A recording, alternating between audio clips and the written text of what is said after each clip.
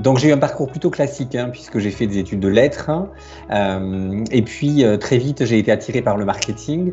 Donc ma première expérience professionnelle a été, j'ai été responsable marketing pour une société suisse. Ça a été mon premier job à l'étranger, où je me suis occupé en fait du lancement d'un produit de beauté.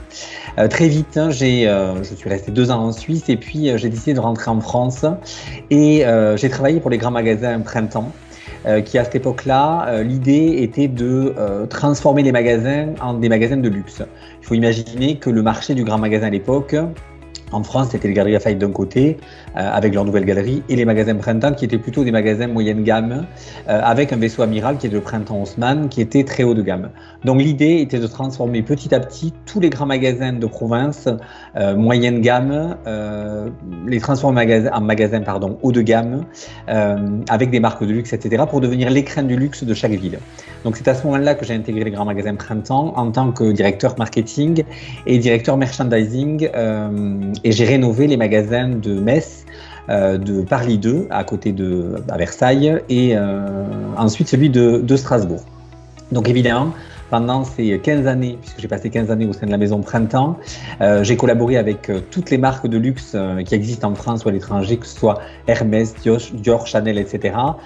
Donc j'ai eu la chance de travailler avec toutes ces marques-là. Et puis j'ai quitté le Printemps il y a maintenant 3 ans pour créer mon studio d'architecture d'intérieur qui s'appelle Symétrie Design d'Espace, où j'aide les entreprises, les hôtels, les boutiques à rénover leurs magasins, mais pas que, puisque on apporte la décoration, évidemment, une histoire, etc., pour rénover ces magasins, mais on apporte aussi tout le merchandising et tout le marketing pour que cette boutique ou cet hôtel soit une vraie réussite. Donc voilà, rapidement en fait, tout mon parcours, sachant que une fois que j'ai monté ce studio, j'ai été sollicité sur d'autres opérations, notamment Top Music qui m'a sollicité pour tous les 15 jours faire un podcast sur la mode, le luxe et le design qui s'appelle Propos de mode et de design. Et puis je suis intervenu à l'ISEG depuis quelques mois maintenant. J'ai eu la chance d'intervenir sur 2 sujets à l'ISEG. Le premier, c'est sur le luxe. Alors évidemment, ayant travaillé pendant plus de 15 ans dans cette industrie, dans cet artisanat du luxe qui est un secteur d'activité absolument incroyable, qui est un des rares secteurs d'activité aujourd'hui à encore avoir des boutiques et des marques qui fonctionnent très très bien, puisque c'est souvent des pourcentages d'augmentation du chiffre d'affaires, notamment pour Hermès. C'est un exemple flagrant. Hermès fait encore plus de 10 à 15% de chiffre d'affaires par an. Donc c'est un secteur qui fonctionne excessivement bien. Donc j'ai travaillé d'abord sur ce workshop autour du luxe, où j'ai travaillé de façon macro à micro, où on a d'abord vu ce qu'était le luxe aujourd'hui au niveau international, puis en France, puis vers le micro en Alsace. Et donc j'ai travaillé avec ces étudiants sur ce workshop qui regroupait en fait toutes les thématiques du luxe, que ce soit le marketing du luxe, que ce soit qu'est-ce que le luxe aujourd'hui, etc.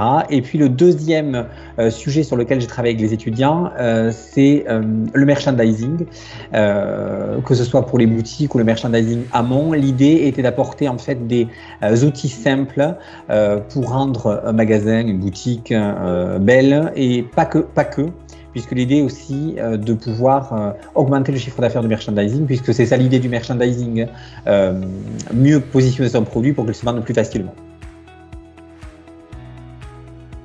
Alors c'était une intervention un peu particulière, puisque comme chacun sait, nous sommes dans une période difficile qui est cette période de crise sanitaire avec le coronavirus. Donc tous les cours se sont faits par visioconférence, donc c'était un peu particulier. Néanmoins, j'ai retenu et j'ai vu que les étudiants étaient tous hyper intéressés, puisqu'en fait ma méthode de travail était un cours et puis derrière des travaux pratiques par rapport à un sujet déterminé. Et chaque fois, les travaux qui ont été rendus étaient pour tous des travaux de qualité et de recherche. Donc j'ai retenu de la part des étudiants vraiment une envie de travailler, une envie de réussir, que ça c'est important je crois aujourd'hui. Alors, il y a plusieurs conseils en fait à donner aux étudiants. Je pense qu'aujourd'hui, c'est vraiment essayer d'intégrer une école qui leur convienne, qui ait les mêmes valeurs qu'eux. Je crois que c'est essentiel aujourd'hui, que ce soit dans sa vie professionnelle comme dans cette vie étudiante, c'est d'avoir les mêmes valeurs, avoir des valeurs communes avec l'école là où vous allez décider d'étudier. Et je pense qu'il faut absolument qu'ils suivent un cursus avec une école qui est proche du milieu professionnel. Et ça, c'est essentiel aujourd'hui. Que ce soit pour trouver un job par la suite en sortant de cette école, puisque vous allez créer un vrai réseau, et le réseautage est essentiel, un réseautage intelligent, évidemment. Et puis pour apprendre, parce que c'est bien la théorie, on a tous besoin de théorie, j'ai fait des études classiques, donc j'ai appris de la théorie, mais développer cette théorie, c'est d'être sur le terrain et de voir ce qui se passe. Donc ça, c'est essentiel je pense que c'est essentiel pour les étudiants aujourd'hui, d'avoir une école qui vous permette d'être proche du milieu professionnel pour le réseau et aussi pour apprendre, puisque accompagné par les professionnels, vous allez pouvoir mettre en pratique ce que vous apprenez au quotidien à l'école. Pour conclure, en fait, j'ai été ravi en tout cas de cette participation à l'ISEC. J'espère qu'il y en aura d'autres et j'espère surtout retrouver les étudiants en face à face parce que je pense qu'il n'y a rien de mieux que l'échange, surtout dans ces cours qui sont autour de sujets très professionnels. Et je suis un professionnel et donc j'ai envie d'apporter ça et l'échange est essentiel en tout cas quand on travaille comme ça.